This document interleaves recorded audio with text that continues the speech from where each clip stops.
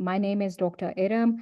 I am an academician, organizational behavior researcher, scientist, and a strategist.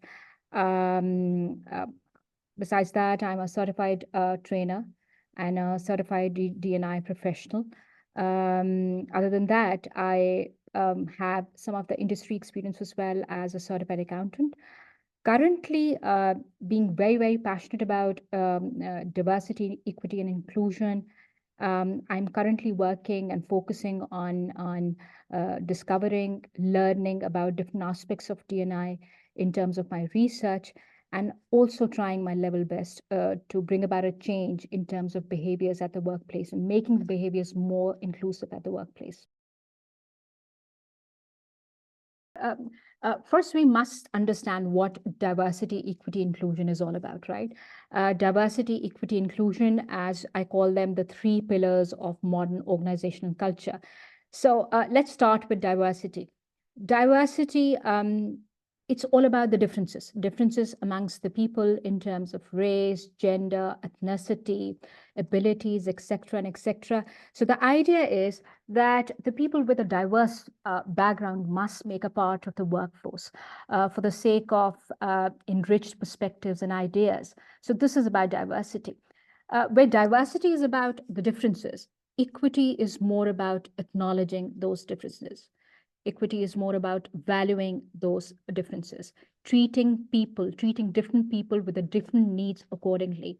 So in short, I can say that equity is more about ensuring fairness and justice at the workplace, making people give their best at the workplace. It's also about eliminating all those policies, all those structures that can result in any unfair outcome. So equity is more about fairness and justice at the workplace. Now, what is inclusion?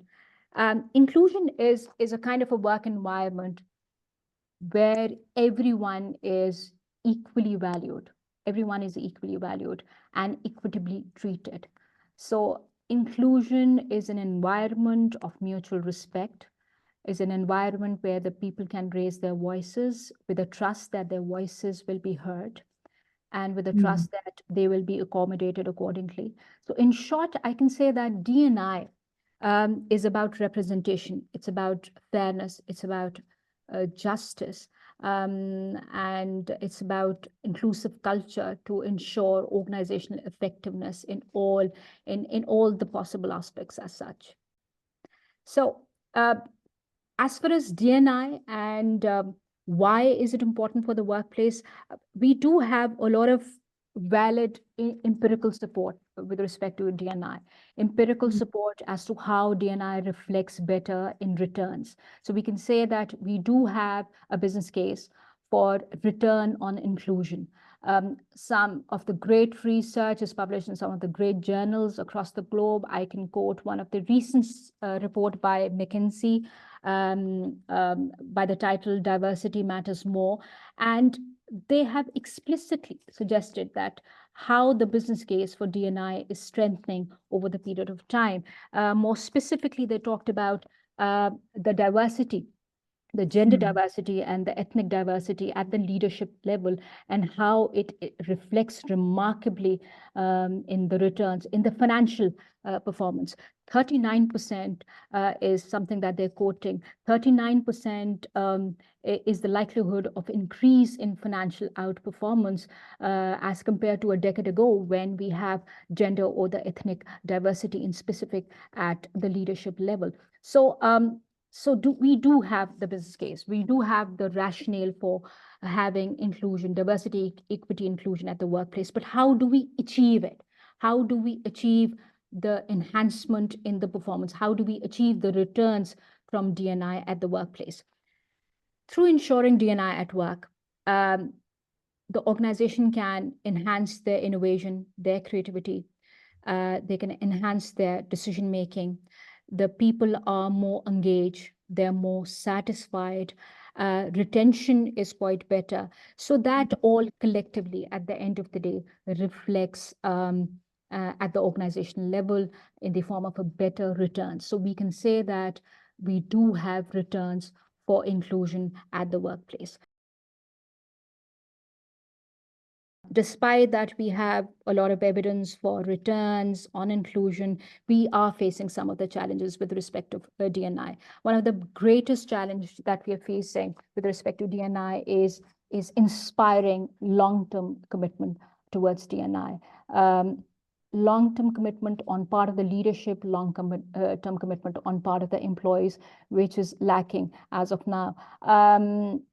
Other than that, we have issues in terms of misaligned D&I vision with the mission and vision of the organization, inconsistent efforts on part of the employees across different teams.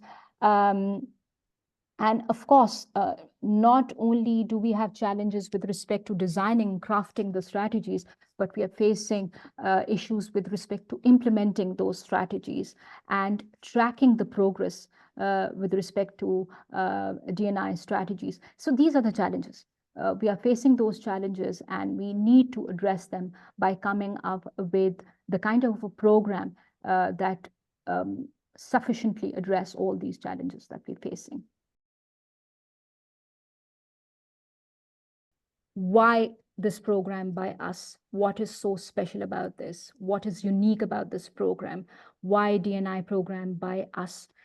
Now, the answer to this very question lies very much in your question. When I was designing this program, I did not start with the question, what do I have to offer in this program? I started with the question, why? Why some of the very fine D&I program fail to inspire long-term commitment towards D&I initiatives?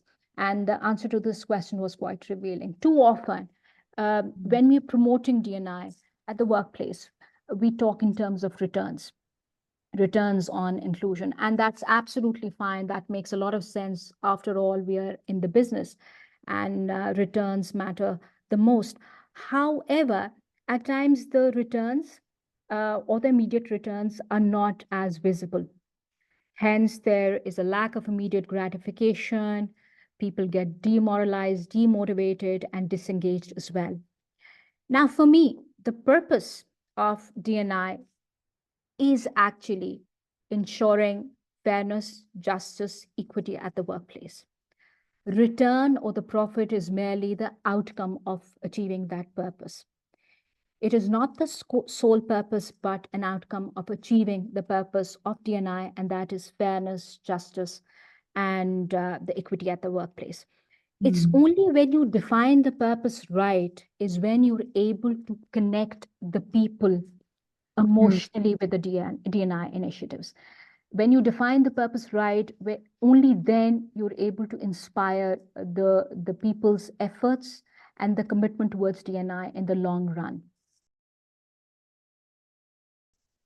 So what is unique about this program is that we not only redefine the purpose of D&I, but we're also trying to learn how to connect the people with D&I emotionally for the sake of long-term commitment, how to inspire their efforts, how to explore the meaningfulness in the D&I initiatives. So what's unique about this program is that we are not only redefining the purpose, we will try and inspire people, inspire long-term commitment by connecting people emotionally with the D&I initiatives, by letting them find the meaningfulness in the D&I initiatives, and then learning about the craft, learning about how can we strategize inclusion to ensure that the returns are on the inclusion. D&I is not the job of few professionals at the workplace. It is not confined to one department. It is the way we run the organization, right?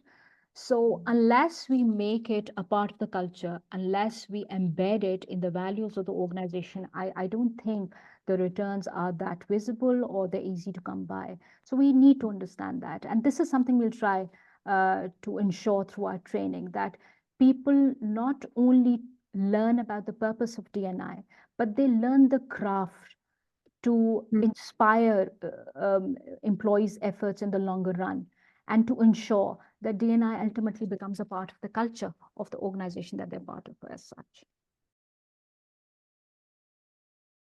I'm going to be very specific about that. Through this program, participants will learn about the foundations of D&I. They will learn about the why, the question why of D&I, the purpose of D&I. And then they will experience the magical journey of inspiring, of learning how to inspire people's efforts towards D&I, that I call through the muse of D&I. Muse is about how we can use our mind, body, and soul to inspire people's efforts and the long-term commitment towards the D&I, to connect them emotionally with the D&I initiatives, to find the meaningfulness in the D&I initiatives. So it will be an interplay of heart, mind, body, and soul. The participants will be able to inspire D&I efforts through their heart, mind, and body and soul. More specifically, we'll be learning about empathy, humility. We will learn about dealing with the unconscious biasness. We will learn about dealing with the microaggression.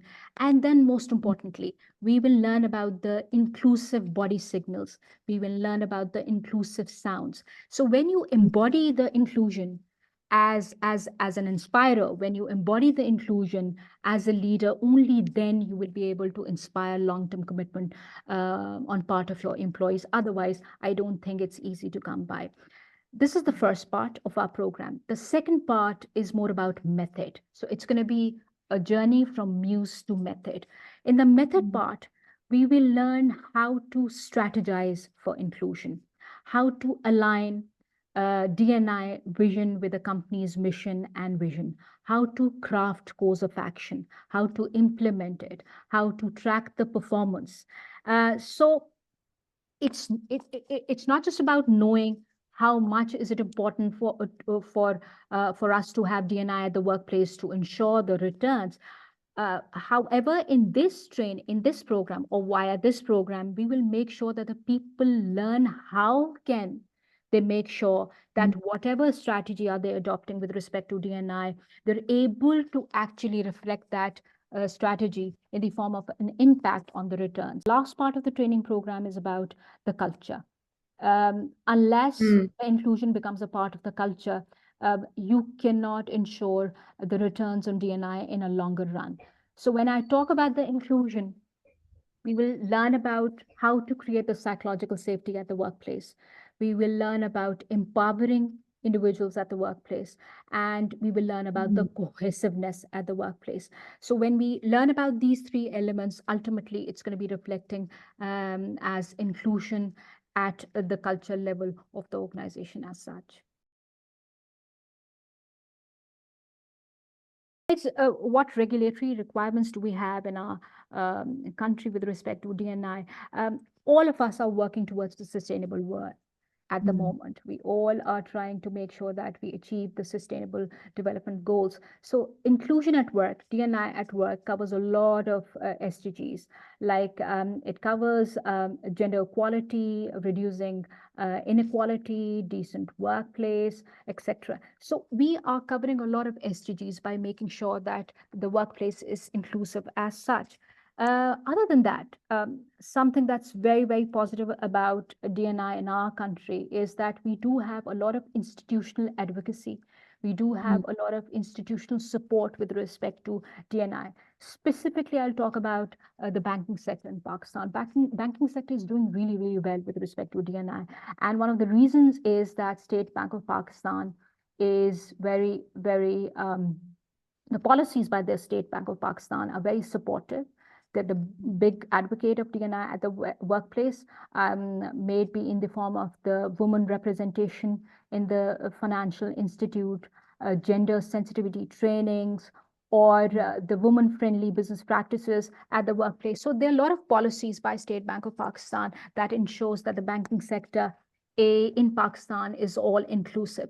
Most recently, we have seen some of the initiatives by SECP as well, specifically in the form of voluntary disclosure requirement by the listed company for ESGs, environment, social, and the governance impact. So through ensuring ESGs, what what SACP is trying to do is to make sure that the workplace is all inclusive. We can see that we do have the institutional support, we do have the institutional advocacy, and that's very fortunate. Since we not only need that advocacy for the inclusion at the corporate level, but also at the national level. So I have a lot of optimism as far as D&I is concerned for all the companies which are operating in Pakistan. And I can see that reflecting at the national level ultimately as well. I invite everyone to be a part of this very program, and let's inspire people together towards the inclusion and make this world a better place for everyone at the end of the day. Thank you so very much.